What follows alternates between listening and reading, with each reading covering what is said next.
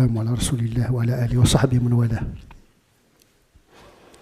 Il y a deux notions à ne pas confondre, des notions qui reviennent souvent dans le Coran. La première notion est celle de l'épreuve, l'ibtila, al-fitna. Ce sont deux vocables qui signifient essentiellement l'épreuve, le test, l'existence comme une épreuve. Exister, c'est être éprouvé. Et puis, la deuxième notion, c'est la sanction, la punition et la malédiction. Ce sont deux catégories distinctes, à ne pas confondre. Toute épreuve n'est pas forcément une malédiction, ni une sanction, ni une peine de Dieu subhanahu wa ta'ala. Notre condition est l'épreuve. Mais notre existence n'est pas une sanction. On n'a pas à payer à travers notre existence un péché originel que nous n'avions pas commis. C'est une pensée peut-être chrétienne, issue du péché originel. Nous devons payer la facture de péché des parents à travers l'existence. Et là, la confusion entre l'épreuve et la sanction est flagrante, mais antinomique à la perception du Coran. Le Coran fait une distinction. La vie n'est pas une peine. On n'a pas à nous affranchir d'une faute ontologique, puisque l'homme n'est innocent. On ne porte pas un fardeau d'autrui. Donc notre vie n'est pas une sanction. On ne milite pas dans la vie pour sortir de cette peine. Non. Par contre, la vie est une épreuve. L'épreuve de choisir entre le bien et le mal. L'épreuve de patienter ou pas devant la calamité et les accidents de la vie. Telle est notre condition. Elle n'est ni bonne ni mauvaise. Même l'animal dans la jungle est éprouvé. Il a des ennemis, il a des contraintes. Même les atomes, même les particules, ils sont trop chocs. Ils se lient et ils se délient. Il n'y a que mouvement, il n'y a que frottement. Eh bien, le Coran nous rappelle ce fait comme un fait existentiel, abstraction faite de la croyance des uns et des autres.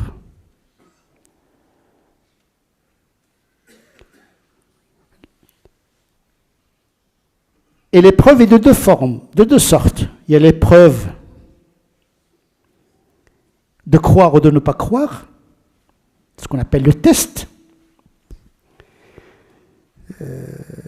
Nous croyons en un Dieu créateur, existant, communicant, qui s'intéresse à la condition humaine, et exigeant, il attend un retour. L'épreuve de la croyance. Alastu bi rabbikum, ne suis-je pas votre créateur? Il y a ceux qui ont accepté l'appel, il y a ceux qui ont refusé en connaissance de cause. Celui qui est ignorant, il est excusé. Mais celui qui a les preuves flagrantes, claires, que Dieu existe, que le prophète Mohammed sallallahu alayhi wa sallam est véridique, et qui renie la foi en connaissance de cause, celui-là, il a échoué dans l'épreuve. فَمِنْهُمْ مَنْ آمَنَ وَمِنْهُمْ مَنْ كَفَرَ. Il y a ceux qui ont cru, il y a ceux qui n'ont pas cru.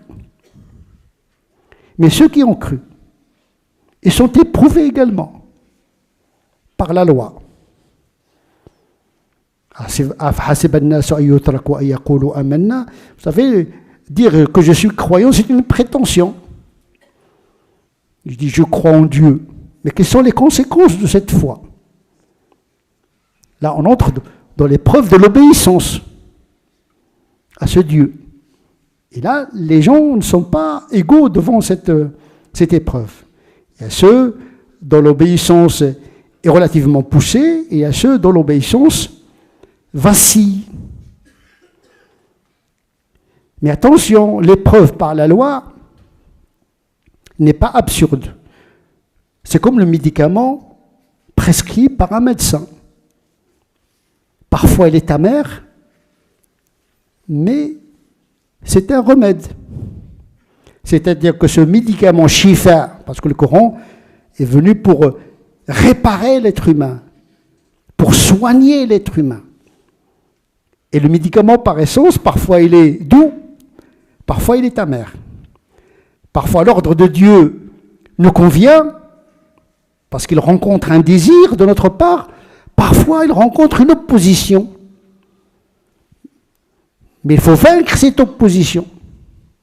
C'est ça l'épreuve.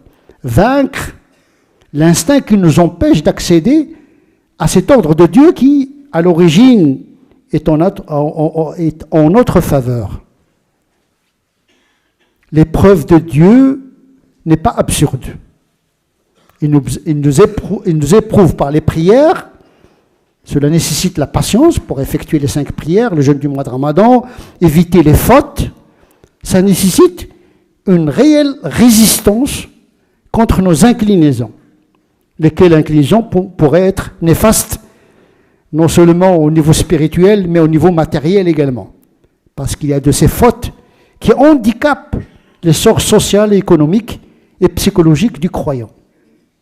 Donc la loi est au service de l'être humain. C'est une épreuve par la loi bénéfique à l'être humain. Et puis il y a l'autre épreuve qui touche le croyant et le non-croyant. Les accidents de la vie. Des accidents biologiques, génétiques, économiques, des accidents de parcours social, professionnel, des conflits conjugaux. Chaque seconde, on est éprouvé, parce qu'on doit faire sans cesse des choix. Et parfois, on fait des bons choix, parfois, on fait de mauvais choix. Liyabluwakum ayyukum ahsanu amala. Dieu a créé l'existence pour vous éprouver qui d'entre vous fera bonnes œuvres parmi vous. Et donc, l'épreuve en tant que telle n'est ni bonne ni mauvaise. Qu'est-ce qu'on en fait? Et le fait de considérer que les catastrophes de la vie sont une sanction, c'est une lecture qui ne correspond pas à la théologie musulmane. Parce que les catastrophes touchent les croyants et les non-croyants, les pieux et les non-pieux. Quand une épidémie se répand dans le monde, il ne va pas choisir le bon musulman, le mauvais musulman, le croyant, le non-croyant. Parce que ça m'arrive de temps en temps de consulter les réseaux sociaux et je trouve des choses qui vont à l'encontre de notre croyance. Dire qu'aujourd'hui, le virus qui frappe la Chine est une sanction divine parce que les Chinois persécutent les Ouïghours, c'est ne rien comprendre à la volonté de Dieu. On ne peut pas pénétrer l'intention de Dieu, parce que la sanction divine se réalise dans l'au-delà. Sinon, on va tomber dans la superstition. Parce que ce virus-là, il touche les Chinois et les Ouïghours aussi. Tout le monde est menacé. Nous-mêmes, en tant que musulmans, on n'est pas à l'abri du virus du sida, de toutes les formes d'épidémie. Donc, considérer que l'épidémie est une sanction divine, c'est aller à l'encontre de la théologie de l'épreuve. La catastrophe est une épreuve pour tester l'intelligence de l'homme à combattre les catastrophes, à changer son destin et à patienter devant les difficultés. La mesure pour Dieu, c'est la rectitude. Ce n'est pas la prospérité ni la pauvreté. Ni la pauvreté est une sanction, ni la richesse c'est une bénédiction. On posa la question un jour à Ibn Taymiyyah, qui d'entre deux est le meilleur? Le riche reconnaissant ou le pauvre patient? Et Ibn Taymiyyah de répondre, le meilleur d'entre eux est le plus pieux. Donc la piété n'est pas dans l'avoir, mais dans l'être. Ce n'est pas dans la santé ou la maladie, le pouvoir ou la subordination. Et donc, associer les malédictions aux épreuves que peuvent toucher des individus comme des peuples est une mauvaise lecture de l'action de Dieu dans le monde. Parce qu'on trouve des gens qui sont saints et qui sont éprouvés. Ayoub, le prophète, a été éprouvé par une maladie très grave. Il y a des prophètes qui ont été assassinés. Mais nous trouvons également des prophètes rois. David était roi. Il y a des prophètes pauvres. Mohammed sallallahu alayhi wa sallam, il a choisi d'être un prophète serviteur pauvre. Et donc, l'épreuve, il ne doit pas être confondue avec la malédiction de Dieu, la punition de Dieu et la peine de Dieu, parce que celle-ci s'exprime avec flagrance dans l'au-delà. Et à cet égard, on ne peut pas pénétrer les volontés dernières d'Allah subhanahu wa ta'ala. نسأل الله عز وجل أن يجعلنا من الذين يستمعون القول فيتبعون أحسنه أولئك الذين هداهم الله وأولئك هم أولو الألباب اللهم اهدنا فيمن هديت وعافنا فيمن عافيت وتولنا فيمن توليت وبارك لنا فيما أعطيت وقنا واصرف عنا شر ما قضيت فإنك تقضي ولا يقضى عليك وأنه لا يذل من وليت ولا يعز من عاديت تبارك ربنا وتعاليت اللهم لا تدع لنا في هذه الساعة الكريمة ذنبا إلا غفرته ولا هما إلا فرجته ولا كربا إلا نفسته ولا ميتا إلا رحمته ولا حاجة من حوائج الدنيا لك فيها رضا ولنا فيها صلاح إلا استرتها اللهم صل على سيدنا محمد وعلى آل سيدنا محمد كما صليت على سيدنا إبراهيم وعلى آل سيدنا إبراهيم وبارك على سيدنا محمد وعلى آل سيدنا محمد كما باركت على سيدنا إبراهيم وعلى آل سيدنا إبراهيم في العالمين إنك حميد مجيد سبحان ربك رب العزة عما يصفون وسلام على المرسلين والحمد لله رب العالمين.